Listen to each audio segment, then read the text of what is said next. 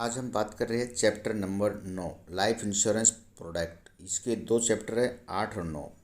इन दो चैप्टर में से आपको 6 क्वेश्चन बिल्कुल यों के त्यों मिल जाएंगे। तो देखो 50 नंबर का पेपर होता है, 17 नंबर आपको लाने होते हैं। तो 2-3 चैप्टर को भी आप बहुत अच्छा कर लोगे तब भी आपका काम चल जाएगा, क्योंकि ये प्रोडक्ट से संबंधित है। तो इसमें से 6 क्वेश्चन घुमा फिरा के आपसे पूछे जाएंगे। तो मैंने सभी चैप्टरों पर वीडियो बनाई है, आपको सब चैप्टरों को देखना चाहिए। आपको इससे बाहर कुछ भी पढ़ने की ज़रूरत नहीं है, ये मैं गारंटी देता हूँ, आप पास हो जाओगे। चलो हम आगे बात करते हैं इस चैप्टर के बारे में। चैप्टर नंबर 9 है प्रोडक्ट, 2 पार्ट है इसका। क्वेश्चनों पे आ जाते हैं डायरेक्ट। आप सभी वीडियो का लिंक नीचे भी देख सकते हो, डिस्क्रिप्शन में दे रखा है मैंने, और प्ले लिस्ट के रूप में भी आपको मिल जाएगा। इनमें से कौन सा एक गैर पारंपरिक जीवन बीमा उत्पाद है? तो मियादी बीमा टर्म इंश्योरेंस है, परंपरागत चलता है। एंडोमेंट भी बिल्कुल परंपरागत योजना है। आजीवन बीमा होल लाइफ इंश्योरेंस ये परंपरा।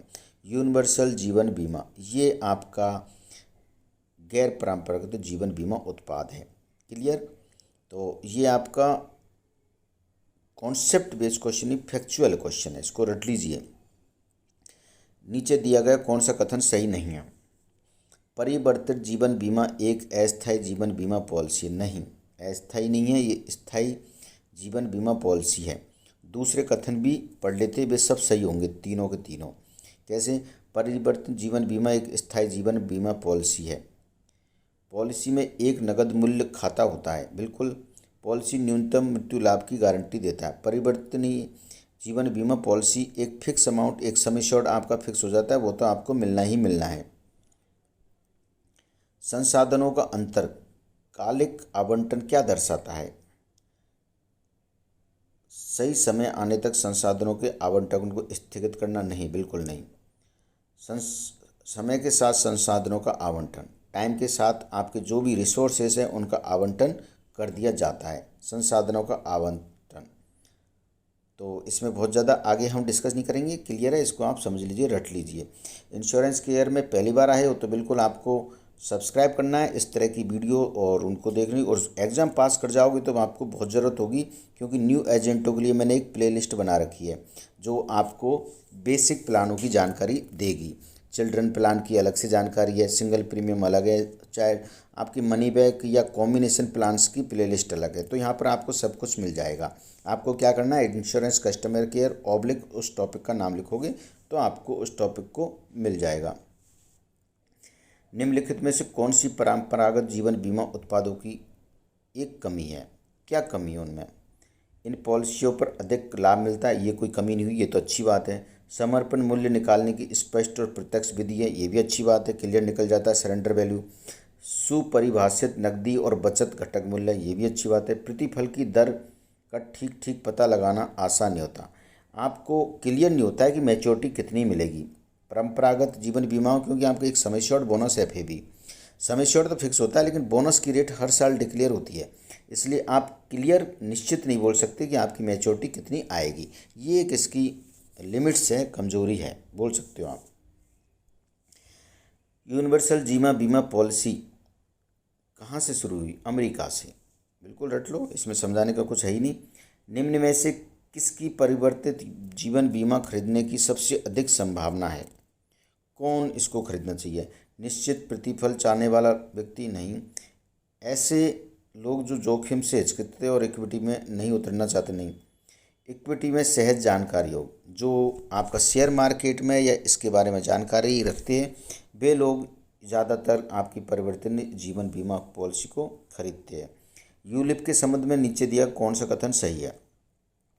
यूनिट का मूल्य पहले से निर्धारित एक सूत्र द्वारा तय किया जाता है, नहीं, बिल्कुल नहीं। यूनिट आपकी शेयर मार्केट के आधार पर आपकी सब कुछ, उनकी एनएवी वैल्यू वगैरह सब चेंज होती रहती है।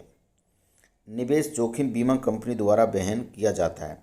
देखो, निवेश में आपका जोखिम खुद कस्टमर का होता है, क्योंकि ये आपका पूरा शेयर मार्केट पर आधारित है, तो वो अपने ऊपर लेके चलता है कि क्या रिस्क उसमें वहन करने की क्षमता है। तो ये जोखिम किसी का आधार पर, तो ये भी गलत है। यूलिक अपनी अवधि, खर्च और बचत घटकों के संदर्भ में अपारदर्शी है। इसमें कुछ, इसके कुछ खर्चे और बचत वगैरह इसमें कुछ नहीं कर सकते, इसमें आप ट्रांसपेरेंसी नहीं होती, अपारदर्शी, इसमें ट्रांसपेरेंसी इतनी ज़्यादा नहीं होती। यूनिवर्सल जीवन बीमा के संबंध में इनमें से कौन सा विकल्प सही है? यह पॉलिसी मालिक को भुगतान में भिन्नता करने की अनुमति देती है। बिल्कुल सही है। पॉलिसी मालिक नकद मूल्य पर रिटर्न की बाजार आधारित दर अर्जित कर सकता है। बिल्कुल, दोनों कथन यहाँ पर सही है। इनमें से सभी परिवर्ती जीवन बीमा की विशेषताएं हैं सिवाय एक के, लचीला प्रीमियम भुगतान। नहीं, इसमें ये विशेषता इसकी नहीं है। लचीला प्रीमियम भुगतान नहीं होता है, एक फिक्स अमाउंट होता है। नगद गारंटेड नहीं है, नगद मूल्य गारंटेड नहीं है, ये तो इसकी विशेषता ही है। पॉलिसी मालिक यह चयन करता है कि बचत के रिजर्व को निवेश कहाँ किया जाए। न्यूनतम मृत्यु लाभ, क्योंकि ये यूलिप पर आधारित है तो वो खुद उसमें जो बॉन्ड है उनको चुन सकता है कि किस में पैसा लगाया जाए।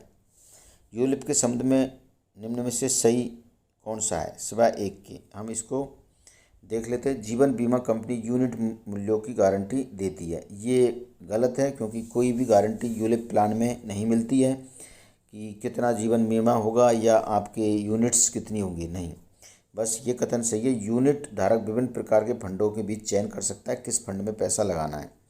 यूनिट को एकल प्रीमियम का भुगतान करके या नियमित कैसे भी ले सकता है। यूलिप पॉलिसी के संरचना बीमा खर्च घटक के संबंध पारदर्शी है।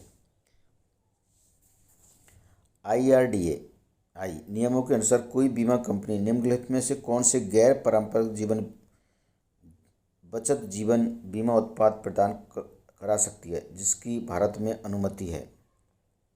यूनिट लिंक्ड योजनाएं और परिवर्तित बीमा योजनाएं दोनों भारत में अनुमति है, दोनों को अलाउ कर रखा है।